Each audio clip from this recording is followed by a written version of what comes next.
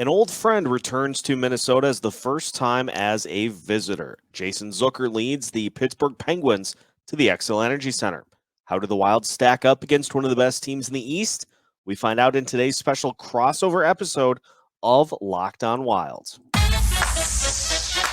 You're Locked on Wild, your daily podcast on the Minnesota Wild. Part of the Locked On Podcast Network, your team every day.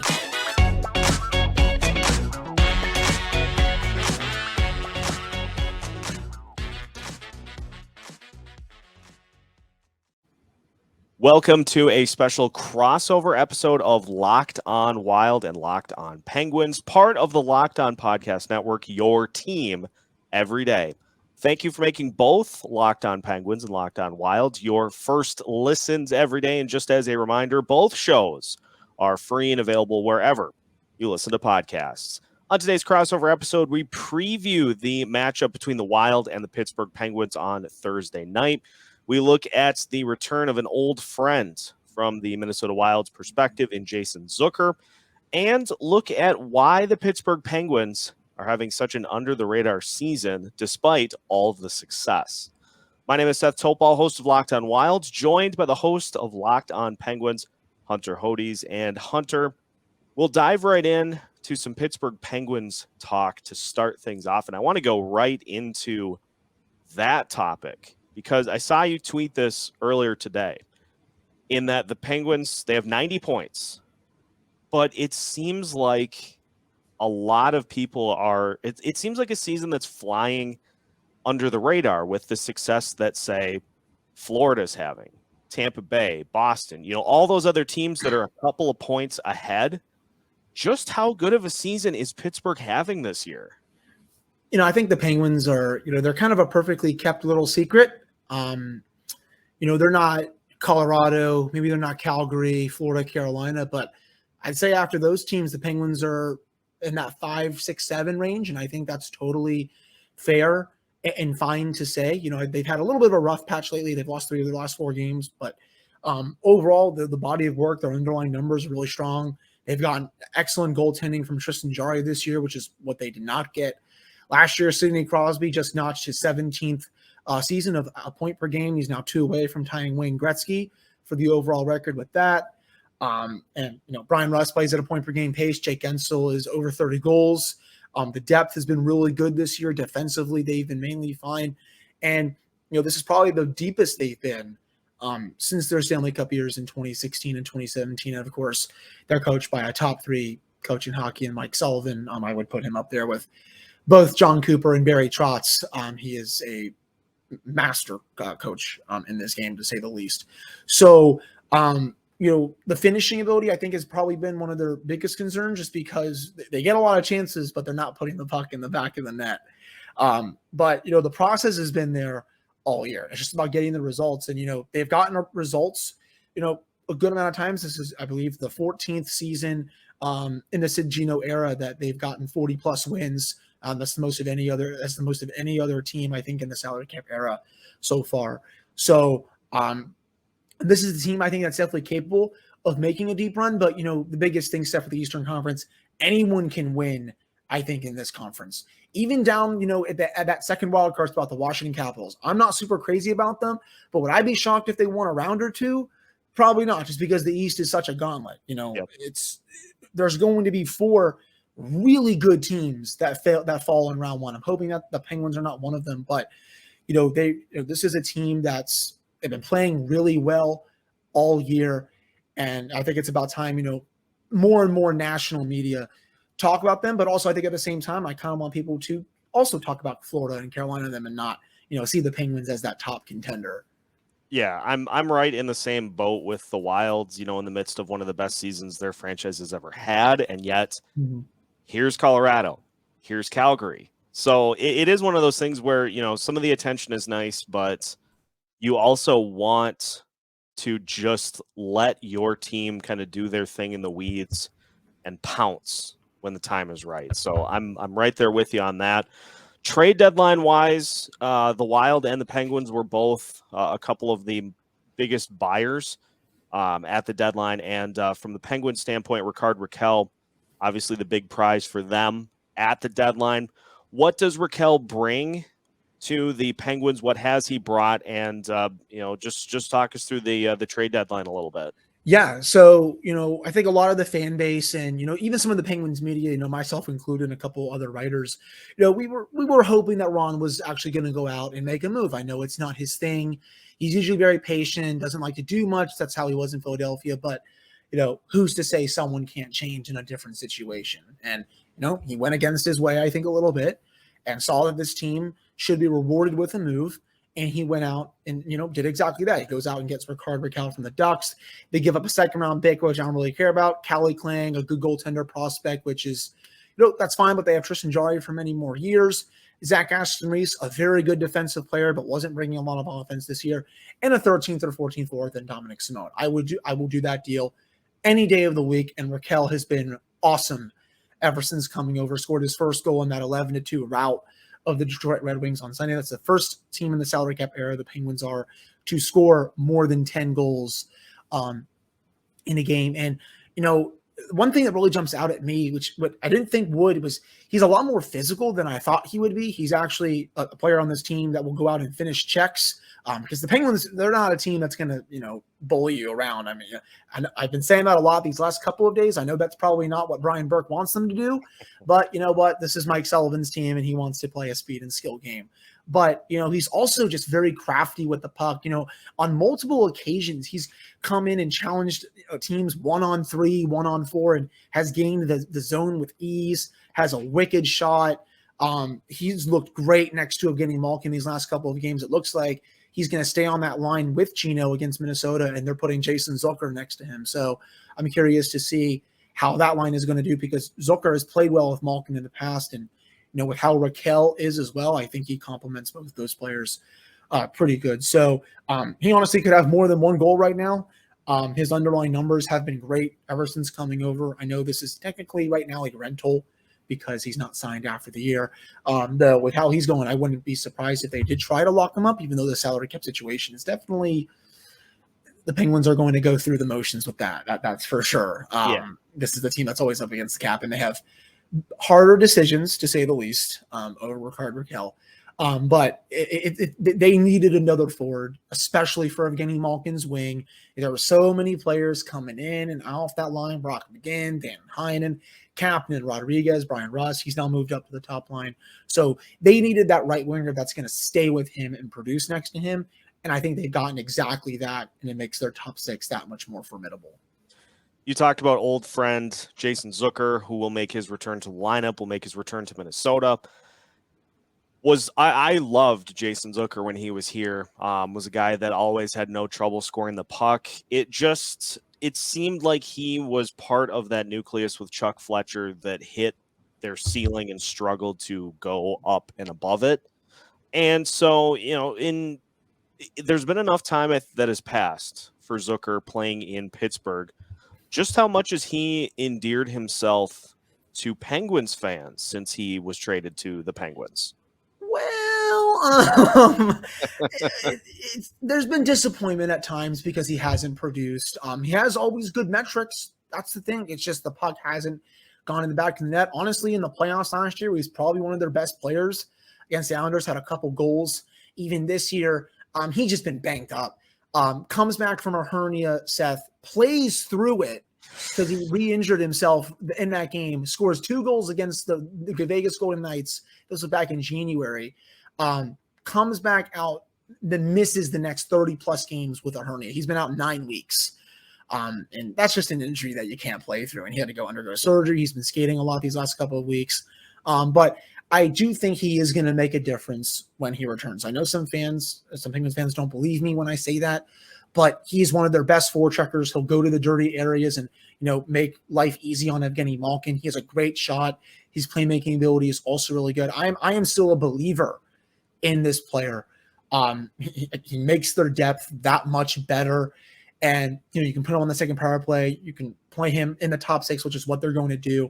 And they have missed him this season. It's just, it hasn't been the same with him out of the lineup, and hopefully he'll be able to stay healthy down the stretch here, and then into the playoffs. And I also think he does have one more year left on his contract going into next year. I'm not sure if he's going to stay on the team in the offseason just because of that massive cap hit, $5.5 million. But, I'm still holding out hope for him, to say the least. And I'm hoping, Seth, that he gets a rocking ovation when he goes back to Minnesota tomorrow night, because that'll be the first time he plays in that building. And I'm sure he's probably going to get a nice tribute video because, I've seen the two massive playoff goals. I think that one of them come to mind. I think it's the Game 3 overtime winner against Chicago in 2013, that if my memory serves me right, and a couple other, of course, a bunch of other massive goals. And I know his wife was very endeared in the community and stuff. So I'm excited to see how the reception is for him there.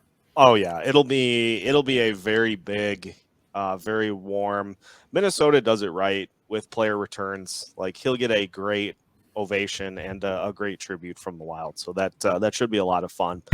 Let's flip things, and we'll talk a little bit about the Minnesota Wild. I'll give Hunter a chance to throw some Wild questions at me when we continue today's crossover episode of Locked on Wild and Locked on Penguins after this. After months of playing, college basketball has finally determined the top teams for the Final Four and will determine this year's national champion in the upcoming week. And if you want to stay up to date on all of the latest, betonline.net is your number one source for all of your betting needs and sports info. From all the latest odds, contests, and player props, everything you need is available at betonline.net.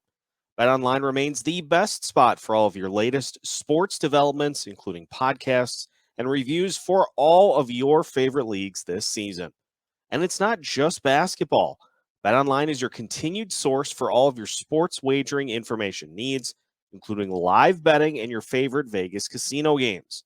So head to their website today or use your mobile device to learn more about the trends and the action. You can find it all at BetOnline, where the game starts. Continuing today's episode of Locked on Wild and Locked on Penguins. Once again, thank you for making both shows your first listen every day. All right, Hunter, I'll step into the question chair. I'm an open book. Whatever you got Wild related, hit me with it. Yeah, so Seth, I can't help but notice, obviously, the Wild have been one of the best teams in hockey as of late. I believe it's 7 in a row right now. If my memory, I had to make sure I had that in my notes here. I think they're quietly asserting themselves as definitely a dark horse in the Western Conference. I know Colorado is the team to beat. That's going to be a very tough 7-game series against them. Calgary is also right up there. And then after that, you look at the rest of the teams, Los Angeles, Edmonton, Dallas, Nashville, St. Louis, Vegas, obviously, though they're barely even in a playoff spot right now. But I would have the Minnesota Wild at that 3 spot in the Western Conference. How confident are you in this team that they can make a deep run? I'll get to Marc-Andre Fleury in just a second, even though those two juggernauts are controlling the Western Conference right now. I think this is a team that's definitely capable of winning a couple of series, winning a series at least, and going with everything they have against the Colorado Avalanche in that's likely second round. And it is largely in part to former Penguin Bill Guerin, who is putting this team together, and all the success that he has had throughout his playing career. He is trying to, emulate those types of teams here in Minnesota. And a couple of the biggest reasons that the Wild had as much of a skid as they did, where they had a 2-8 stretch and scuffled coming out of the break in the second half, was largely in part to just being kind of muscled around by their opponents. We saw it happen against Calgary a couple of times, Florida, Winnipeg, and Dallas as well, and Nashville in that mix also. Just teams kind of being more physical and pushing the Wild around up and down the ice. So enter the likes of Nick Delorier and Jacob Middleton, who have I have just a genius metaphor that can explain just what they have been doing for this team. So you're moving from where you currently live to somewhere else. And so you get a U-Haul, and you're throwing everything that you own in the back of a U-Haul. And then you have 2 like baby grand, just massive pianos that you have to move as well. You're not going to chain those up, though. Like, you're not going to secure those. You're just going to let them go and just let them be untethered in the back of the truck, and they're just moving around, absolutely blowing up anything that they run into. That's exactly what Middleton and Delorier have brought. They're huge bodies, and I have been really impressed with what Jacob Middleton has brought to this team because he hits very hard and he plays really good defense. And I think the shot that a lot of Wild fans will take from however long Nick Delorier ends up being here is what happened against the Flyers, where he ended up fighting and he got cut open. I think the bridge of his nose got cut open. And so there's blood everywhere. And he looked like Gene Simmons from Kiss. He had his tongue out and had kind of one of those maniacal smiles. But I think that's exactly what this Wild team needed, was a little bit of an edge to him, a little bit of identity. I think Bill Guerin used the exact words, bite and fight. And so now that they've had that, they have been able to play that really physical, that grinding style playoff hockey that you need in order to wear teams down and take advantage of opportunities. They got the two really good scoring lines.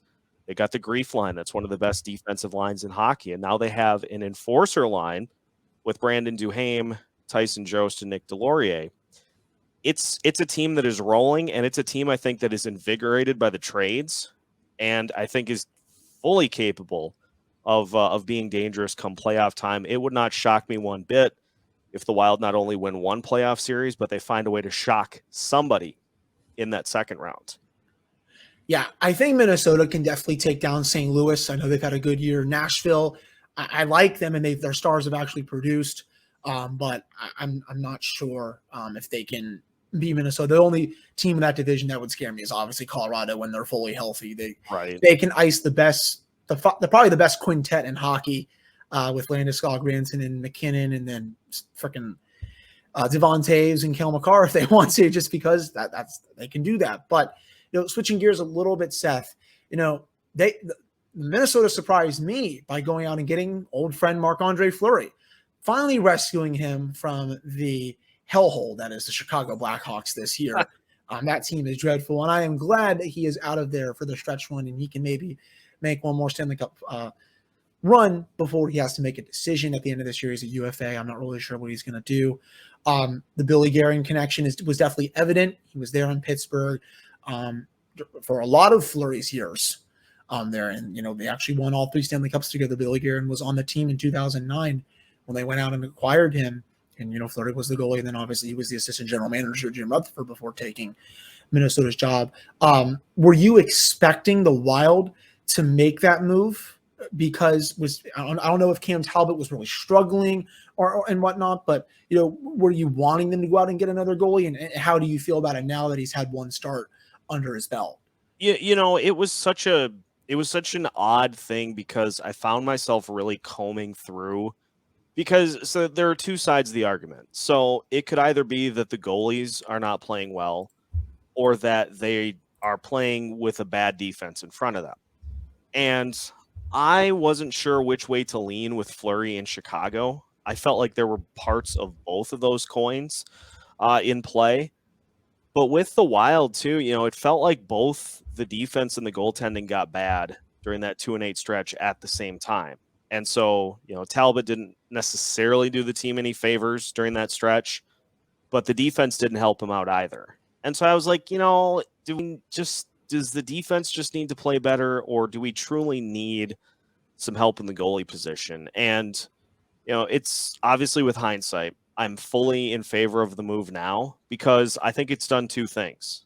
Obviously, it's pretty apparent that Marc-Andre Fleury still has something left in the tank. And I think a lot of the issues that made his underlying numbers were pretty good.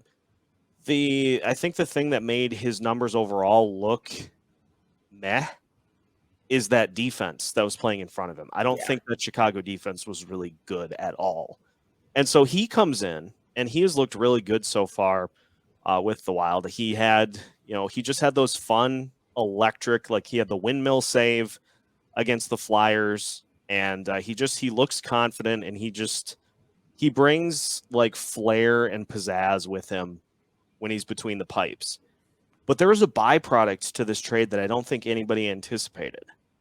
Cam Talbot, I think for the first time this season, has felt some pressure. Oh, yeah. In that, hey, if I don't step my game up, I'm going to end up being the backup. And so for the first time all season, because with Capo Kakinen, he did a good job here, but it was pretty evident that he was always going to be the backup to Cam Talbot. And so if Talbot struggled, he was still going to get opportunities to get himself righted. With Fleury now, if Talbot has a stretch where he scuffles, Fleury's going to hop in and take a majority of those starts. And so I think Talbot has felt that pressure in a good way to up his performance. And with Fleury also playing well, it gives this team a goalie combo that I think they can effectively use. I've been thinking too about like, what do you do in the playoffs? I think you can put a platoon together with as good as Cam Talbot has been at the X. I think you can put him in as the home starter. You can throw Fleury in on the road. He has done a lot of that throughout his career. You can throw him in for a road playoff game, I think, and be just fine. So it gives this team a goalie combo that is two effective starters that the Wild can use.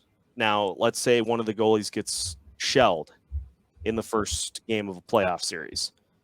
Then that's another change of pace you can throw too, is you can say, hey, we're going to go to the other guy for game 2. So I think it gives them options, and I think it has unlocked something in Cam Talbot by forcing him to be on his best, because if he is not, you got a future Hall of Famer behind him. Yeah, that to say the least. I'm sure, honestly, he probably will start game 1. I don't feel like you go out and get someone like that and you ride him on the bench, though. I mean, I will say I know he was behind Matt Murray for a couple of runs, though he did start the first half of 2017 before Matt Murray supplanted him. But, another player before we get to a commercial break here, Seth, that obviously, he's the talk of the Wild. And one of my favorite players to watch is Kirill Kaprizov. I mean, what a talent he is. I know some people clowned that extension that he signed in the offseason just because it was a small sample size. Like, you're giving that guy a lot of money. It was a shortened season. He has put those naysayers to bed. 82 points, I believe, in 64 games right now. It would not surprise me if he does hit 100 by the end of the year. What a talent he is. And I just, whenever I see the Wild, are on TV, I will put them on just because I love watching him.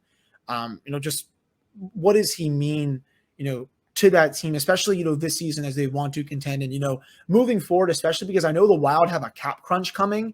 For a couple of, I believe, Seth, it's the Parise and Suter situations. And I think, I don't know if there's any more to it than that, but, just, talk about his season that he's having and just why he's such a threat every shift.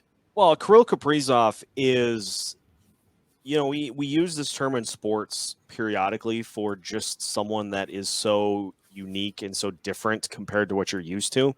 Kirill Kaprizov is a unicorn, not only in Minnesota Wild franchise history, but in like Minnesota sports history. This is a team that has always had players on the roster that they are hoping can kind of overachieve. But they've never been a team that's really been geared towards offense. We had Marian Gaborik, sure, and he was a incredibly good goal scorer. But you look at the things that Kaprizov does on the ice, skating around the entirety of a team zone, weaving his way through traffic with the puck and scoring goals by himself. That wraparound goal that he scored on Drew Doughty and the rest of the LA Kings, I think, is a goal that a lot of teams are going to have nightmares about for a long time. He's just such a pure, gifted in every way skater, gifted passer, gifted playmaker. He has the entire package in one body. And I think the thing that really surprised me the most about him this year is that we saw in the series against the Golden Knights in the playoffs, teams really tried to be physical with him to slow him down and frustrate him. And he has added to that this year. Like, he is not afraid to be physical with teams. There have been some times where somebody slides in to try to knock him down, and he will plant them. Like, he is not afraid to mix it up with opponents. And I think that has just was the one piece that he was maybe hadn't fully showcased in his game. And, you know, he's in year 2 of his NHL career, and he already looks like one of the best players in the entire league. Mm. He has room to grow still. And so it's frightening to me in a good way to think just where he will be able to go with his career, because the Wild just have not had this type of player in their existence. They've had nice players. You know, Zach Parise had good years here, but he was never that type of player. He was always, you know, he was always a scorer, but more of a second option. Never a guy that can, like, truly win a game for you. And Kirill Kaprizov can do that and then some. So he's far and away the best player the Wild have ever had already. And he's only going to add to that as we go. It's just, it blows my mind. And we're just going to continue to see it here over the next, you know, next 4 years. Yeah, he's such a special talent. And I always read from the Wild fans, you know, we keep waiting, we're going to keep waiting for him, And he has delivered and then some so far. And I definitely think he's only going to get better at this point. Coming up in the next segment, we're going to fully preview this game between these two teams, and, you know, maybe also look back at that, you know, last game to see, you know, maybe that's a blueprint for how this one could go as well. So stick around for that coming up here in this final segment. All right, so we're back here on this special crossover edition of Locked On Wild and Locked On Penguins. I'm Hunter Hodies. That is Seth Topol. So, Seth, this game, it promises to be great. You know, the last game, I remember the Penguins were up 2 with less than 5 minutes left, and they gave up basically a buzzer beater, which is something that I don't think the Penguins have given up in the third period since then. Now, Ryan Hartman tied it with about 2 or 3 seconds left, while ended up winning in a shootout. There was no goals in overtime. That was when the Penguins were really struggling in shootouts. That was a game the Penguins should have won. They were pretty banged up at that point, but they had a 2-goal lead with less than 5 minutes to go. Absolutely stopped playing in 6-on-5 situations. They've been a lot better since then there. But no, I always like looking at, you know, with potential line combinations and all that. And, you know, this is a deep Minnesota team. You know, Matt Zuccarello has lifted his game way up from where he was in New York. I always thought that he was a pretty good player with the Rangers, but I think he's turned into a great player now in Minnesota. Kevin Fiala has been great. Ryan Hartman, I think, has come out of nowhere, and I think has definitely really surprised some people. I've noticed that Freddie Gaudreau is getting a lot more ice time as well, former Penguin. Of course, he played on the fourth line last year. Joel Eriksson Ek is one of my personal favorite players in the National Hockey League. He has that massive extension, which, you know, some people laughed at, but I thought it was good value because he's one of the best defensive centers in the league. Mm-hmm. And when he also contributes offense to it, it makes it look like a really good deal, despite it being a max term kind of deal. And, you know, Jared Spurgeon, Jonas Brodin, Matt Dumba, you know, they're all very solid defensemen, you know, and, you know, especially in Spurgeon's case, I've always loved watching him too. What are you really looking for in this one, Seth? I guess like some keys to the game for you in order for the Wild to win, because this is a daunting stretch here for the Penguins. They go here to Denver, back home to play Colorado again, then they go to Madison Square Garden. Then I believe they have Nashville and Washington, and it's just a brutal stretch. Jeez. In terms of keys for this game, it's pretty simple for me. I continue to absolutely despise, despite the fact that it has had success over the last few games, I cannot say enough how much I do not like what the Wild are doing on the power play. Because they're doing the thing, and it seems like they've started to go away from this, which is great. They're doing the thing where they just say, hey, we're going to take like our starting forward line and our starting defense line and just put that on the power play. And I hate it so much. I think they're starting to move away from it, though, thankfully. But it's a power play that passes too much, shoots too little, Mhm. struggles to even get the puck into the zone. And so special teams are a huge key for me because the Wild are going to have opportunities on the power play. They're going to have to capitalize on them. The penalty kill has still given up some goals here recently, but I thought the penalty kill has actually turned a corner this season. They have started to attack teams as they enter the Wild's defensive zone. Like they converge on them as they bring the puck in. So even just that little bit of aggression has led to the penalty kill looking like it actually knows what it's doing. Beyond that, it's just going to be seeing this Wild team do what they did to Vancouver, to Columbus, to Colorado, is just use that newly found physicality, wear teams down, and then when you get your opportunity late in the game or in overtime, capitalize on it. That's the biggest key, I think, for me, is treat this like a playoff game and do just stick to the things that the Wild have been doing so well here over this stretch, is just playing the style of hockey that they went out to try to acquire. Stay true to that, and Cam Talbot's going to be in net, it sounds like. So for Talbot, continue to ride this hot stretch. Keep that confidence going, and I think this is a Wild team that right now is capable of beating anybody. Yeah, I mean, it would certainly appear that way with how they keep playing here.